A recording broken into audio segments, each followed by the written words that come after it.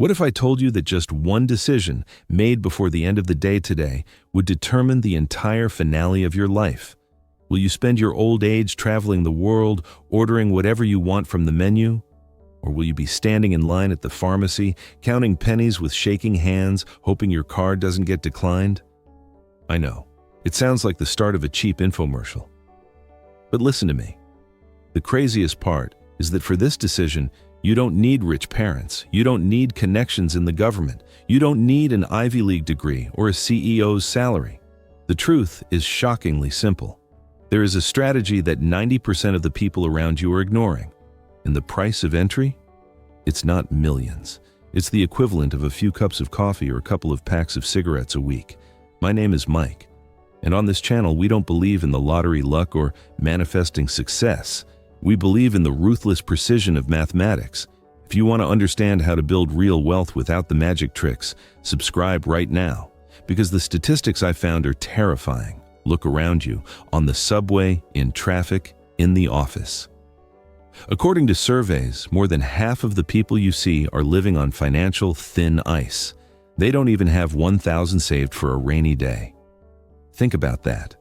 More than 60% of the population is one car breakdown, one medical emergency, or 1 month without a job away from total bankruptcy. And don't think this only applies to the poor. No, this applies to the guy in the expensive lifted truck next to you at the stoplight and your colleague with the latest iPhone. On the outside, they have everything: brands, gadgets, style. But if you peel back the shiny wrapper of their lives, inside is a terrifying void. They earn money, spend it, get into debt, and repeat this cycle until they die. They are poor, they just haven't realized it yet. But what if there is a key to unlock this cage? What if I prove to you right now that the amount you waste on nonsense could make you a millionaire? Today I'm going to tell you how just $100 a month can completely change the trajectory of your destiny. But before we get to the numbers, answer me honestly. When I say wealth, what do you imagine? Because most likely, the picture in your head is a lie. Maybe you imagine scenes from Hollywood movies, stockbrokers in expensive suits screaming, "Sell!" Tech startup founders selling their companies for billions, or maybe some trust fund baby whose daddy gave him a factory. These dramatic examples dominate the headlines. We are sold the idea that wealth is bright, loud, and fast, a flash in the pan. But that is a lie. And that lie causes millions of people to make a fatal mistake. The real secret to building capital has nothing to do with glamour. It doesn't work for viral TikToks. It's actually pretty boring, and that's exactly why most people miss it. Let's talk about the trap almost everyone falls into. Let's call it the middle-class trap. Here in the States, it looks like this. A young guy finishes college. He finds his first real job, maybe in a corporate office, maybe in sales. He starts getting his first steady paychecks. What happens next? His income grows. But a strange thing happens. His expenses grow at the same speed, sometimes faster. He buys the new iPhone on a payment plan because the old one isn't cool anymore. He leases a car so he doesn't have to take the bus because he's a professional now. He starts ordering Uber Eats instead of packing a lunch.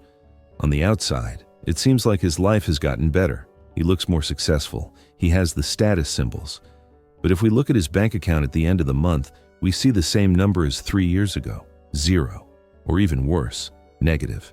This is called lifestyle creep, and it is the silent killer of your future. Imagine a hamster in a wheel. The hamster thinks if he runs faster, he'll reach the goal. He speeds up. The wheel spins faster, paws blur, heart pounds, but geographically, he stays in the exact same spot in the cage. This is how 80% of people with good salaries live. They run as hard as they can just to service the interest on their credit cards and maintain the illusion of success for their neighbors and co-workers. Here is an example you've definitely seen. Your buddy buys a new truck or SUV for $50,000. He posts a photo of the steering wheel on Instagram. He smells the fresh leather. He feels like the king of the road. In the eyes of society, he has succeeded. But here is the harsh math. As soon as he drove off the lot, That car lost 15% of its value. Every month, he gives the bank a significant chunk of his life in the form of a car payment, plus insurance, plus gas, plus maintenance. That car is not an asset. It is a vacuum cleaner sucking money out of his future. And here we come to a fact that might flip your worldview upside down. Imagine two people. The first is that manager in the new black SUV in an expensive suit with a salary of $100,000 a year. He has a 30-year mortgage, student loans, and a car note. If we add up the value of everything he owns and subtract all his debts, it's very likely his real net worth is minus $50,000. The second is a student sitting next to him on the bus. The student has a crumpled $20 bill in his pocket, and he has no debt. Technically, the student on the bus is richer than the successful manager in the SUV because the student has $20 and the manager has negative $50,000. This is the paradox of negative wealth. We learned how to look rich, but we forgot how to be rich. We spend money we don't have on things we don't need to impress people we don't even like. The problem isn't that you don't have $100. The problem is that for most people, $100 is just another dinner at a restaurant or a new shirt on sale. It's disposable. We don't see the seeds of a forest in that money. It's not about your salary. I know people making $200,000 a year living paycheck to paycheck, and I know people making $50,000 who are slowly but surely building a fortune. The difference isn't the amount. The difference is the mindset. But if we stop running in that wheel for just a second, if we stop feeding our ego and start feeding our future, what then? How exactly can a funny little sum like $100 turn you into a millionaire? Many of you are smirking right now. Mike, are you kidding? What is $100 these days? One trip to the grocery store. You're right. Today, it's nothing. But you are forgetting one ingredient that changes everything. Time. To understand this, I need to tell you a story. A story about a teacher who challenged an entire class and showed them a magic trick more real than any illusion. One day, an old math teacher stood before a class of seniors. On the blackboard, he wrote one number, $100. He looked at his students, young, ambitious, sure they were about to conquer the world, and said a quiet but strange phrase. If any of you can save this amount every month and place it correctly, by retirement, you will be a millionaire. The class laughed. The back row started whispering. Someone even pulled out their phone to check the old man's math. The student's logic was ironclad. It was linear. Let's calculate with them. $100 a month times 12 months, that's $200 a year. Multiply that by, say, a 40-year career. $200 times 40 equals $48,000. That's okay money. Maybe the price of a decent car, but it's definitely not $1 million. The teacher was wrong. The teacher was senile. Where is the million? The teacher waited for the laughter to die down, erased his calculations, and wrote down a formula that Einstein, according to legend, called the eighth wonder of the world: compound interest. The students made a classic human brain error. Our brains evolved to understand linear processes. If I take one step, I move 1 meter. If I take 2 steps, 2 meters. But money doesn't work like that. Money behaves like a virus in a petri dish or a snowball rolling down a mountain. In the first few years, nothing happens. You put away your $100, invest it, say, in the stock market with an average return of 10% per year. By the end of year 1, you have your shot on $200 and about $60 in profit. A joke. You can barely buy a nice steak dinner with that. You keep going. 5 years pass. You have about $7,000 or $8,000. Your friends are upgrading their cars, going to Cancun on credit cards, and you are the boring guy saving pennies. You feel like an idiot. But here's what happens next. The magic starts working when the interest starts earning new interest. Your money starts reproducing without you. By year 10, the growth accelerates. By year 20, the graph shoots vertically. By year 40, those pathetic $100 a month turn into a sum exceeding $600,000. And if you wait just a little longer or increase your contribution by just the price of one lunch, you break the $1 million mark. Remember the students' calculation? They thought they would gather $48,000, but compound interest turned that $48,000 into a fortune. More than 90% of that sum isn't your savings. It is the pure work of time. I know what you're thinking right now. I can hear that voice in your head. Mike, that's all nice theory. But the economy is rigged. We have inflation. The stock market crashes. The system is going to collapse. And you are absolutely right.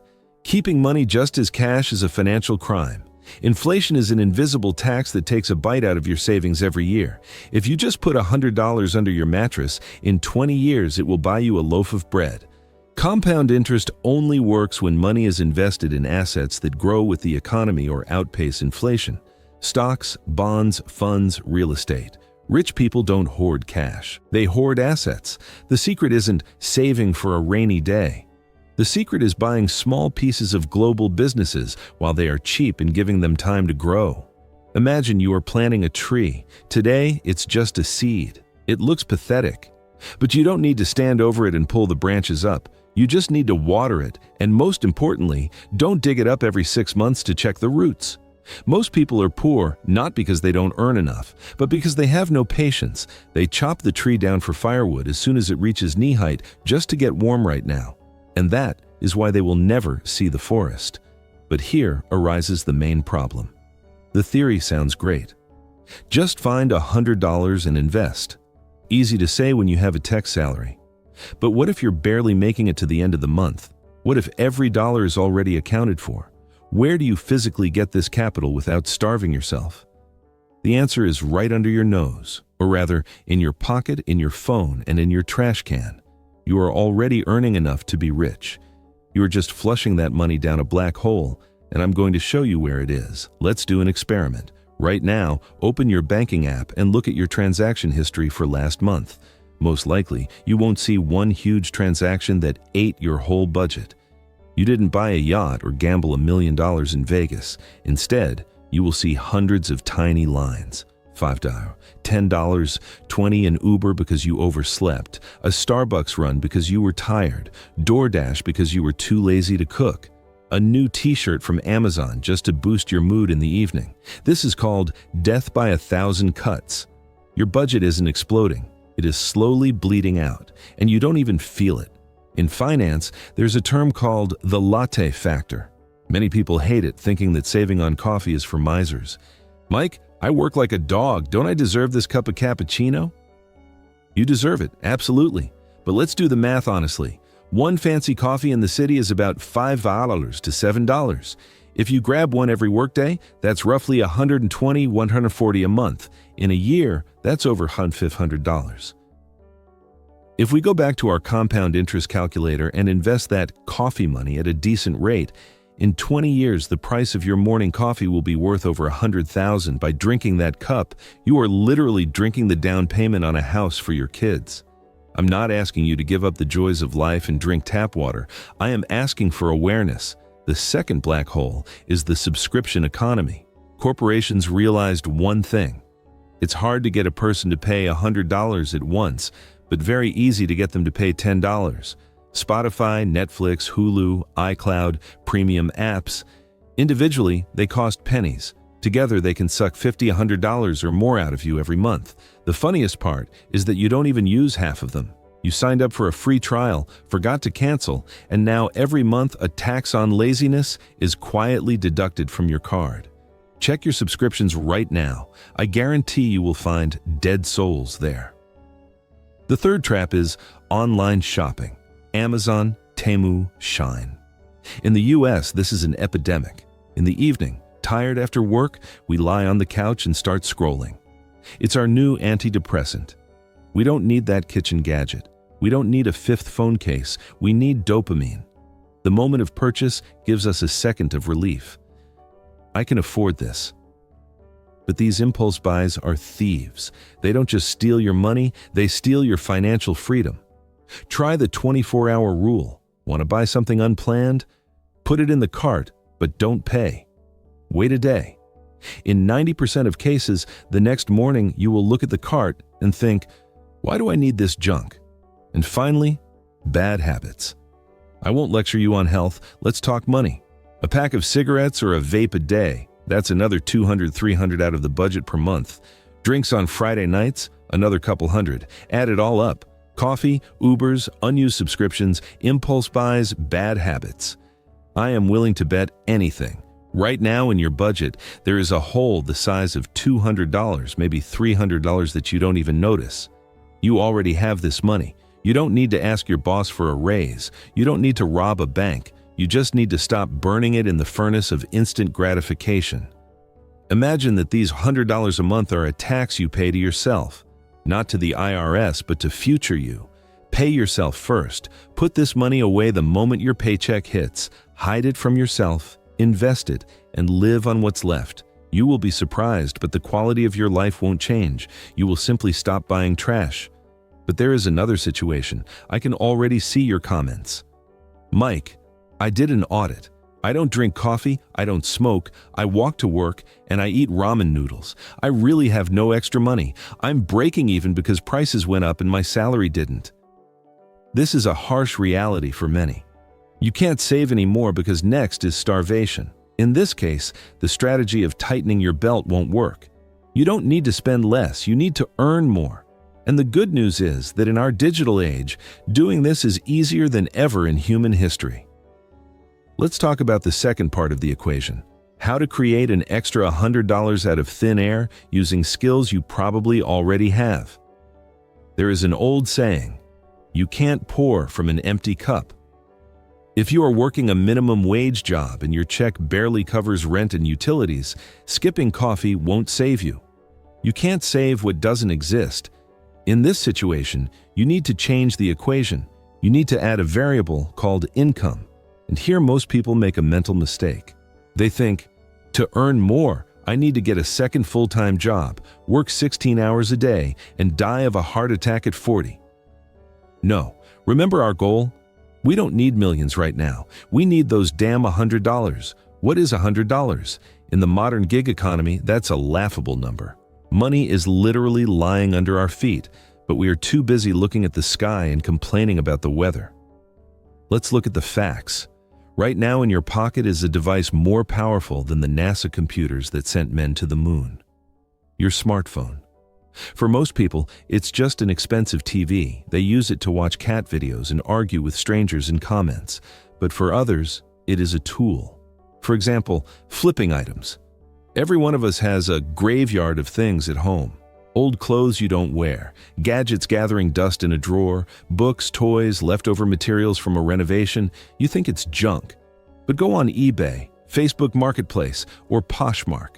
For someone else, your junk is treasure. Do an audit of your apartment. I guarantee that around you right now lies $300 or $400 of dead capital. Sell it. That is your first investment. Next, freelancing. Can you write decent English? Can you make simple graphics? Do you know Excel? There are dozens of platforms, Upwork, Fiverr, where people need simple services, transcribing audio, writing reviews, data entry. It won't make you rich fast, but it will give you that $20 or $30 for an evening of work.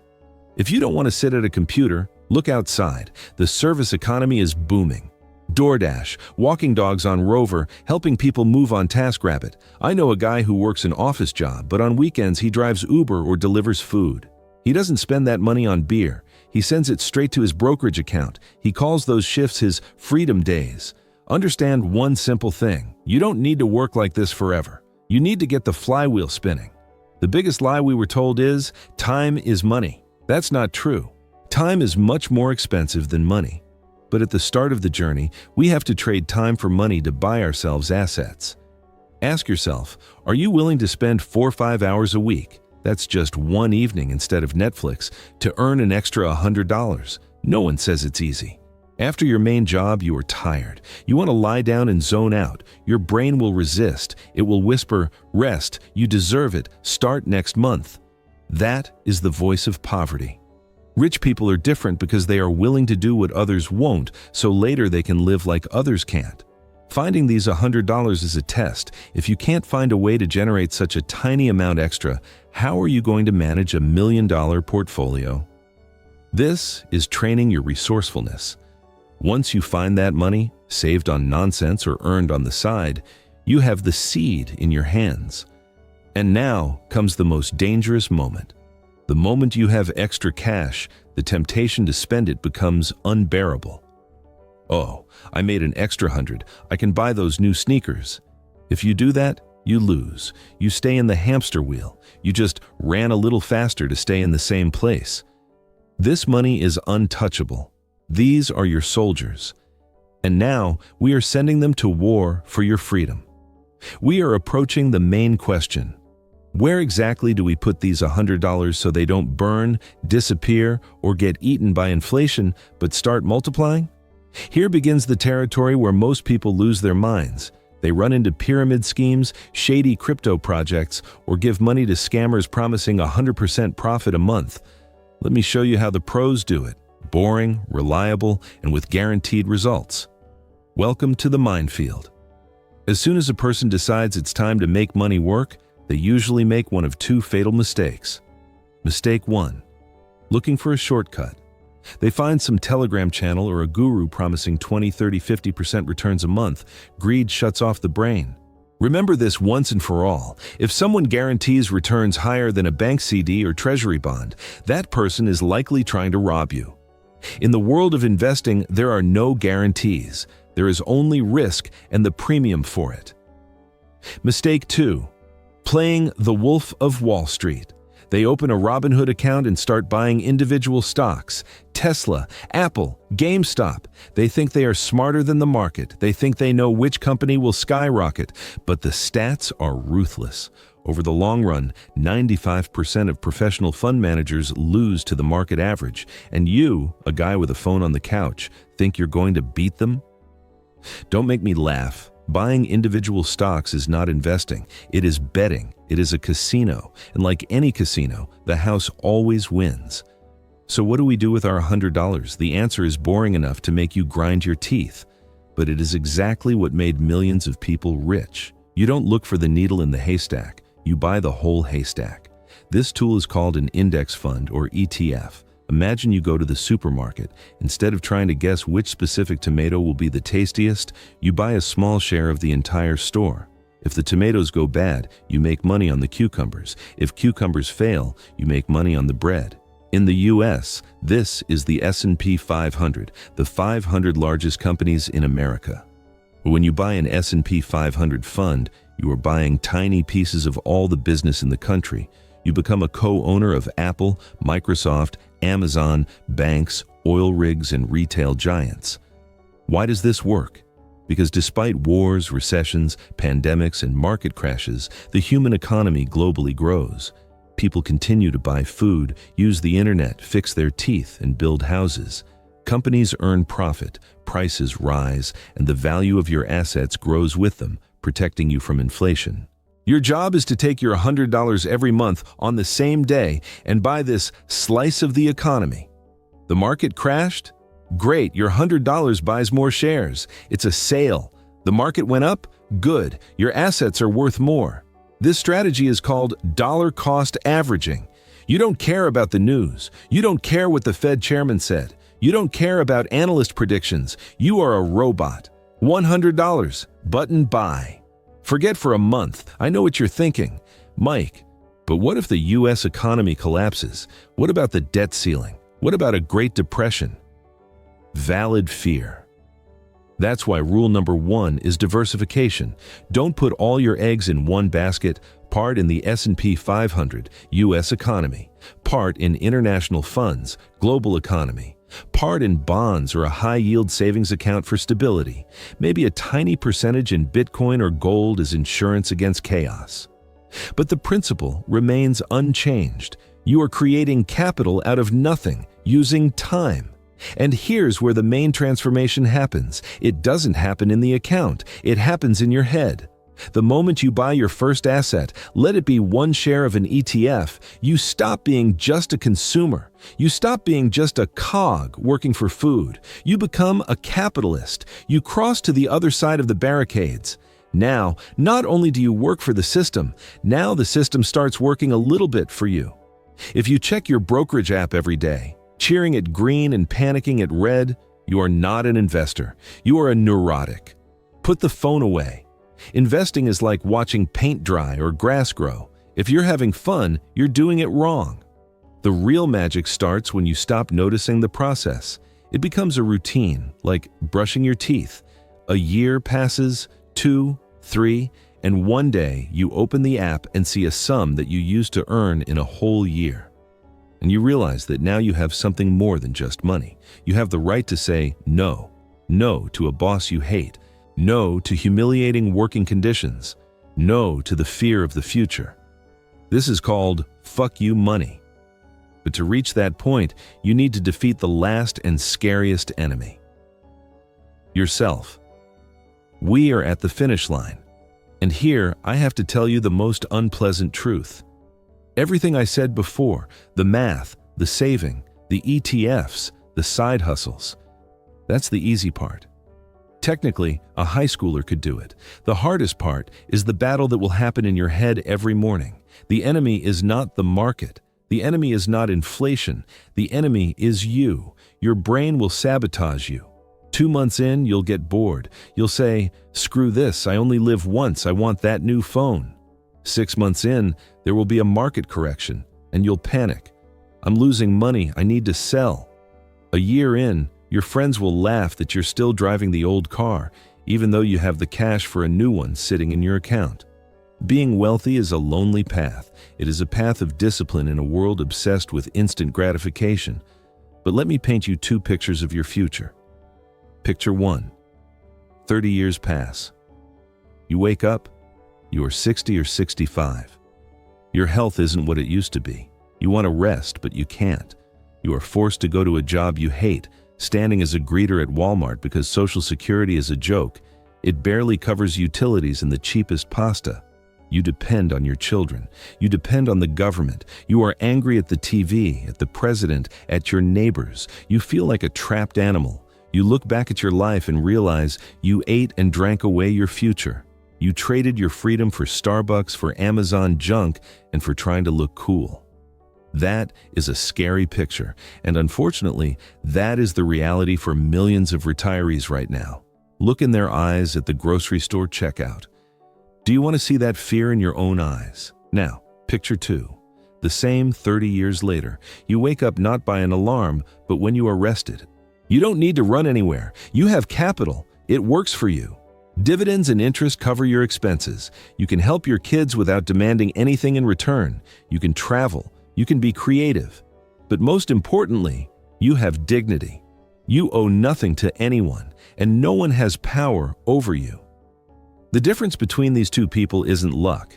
It isn't a rich dad.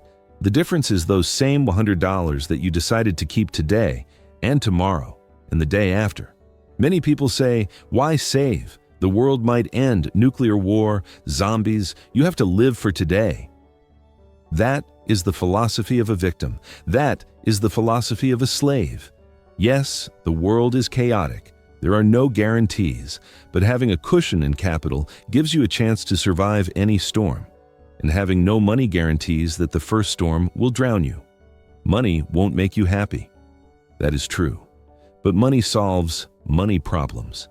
And when your money problems are solved, you can finally focus on real problems, finding meaning, love, creativity. Money is not the goal. It is the fuel for your freedom. So the choice is yours. You can close this video, say, "Cool story, Mike," and go back to scrolling.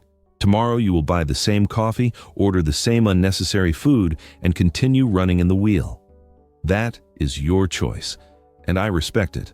Or you can right now, this second, log into your bank, open a high-yield savings account or a brokerage account, and transfer the first $10, $20, $100. It doesn't matter how much. What matters is taking the first step and promising yourself that you will do this every month, no matter what.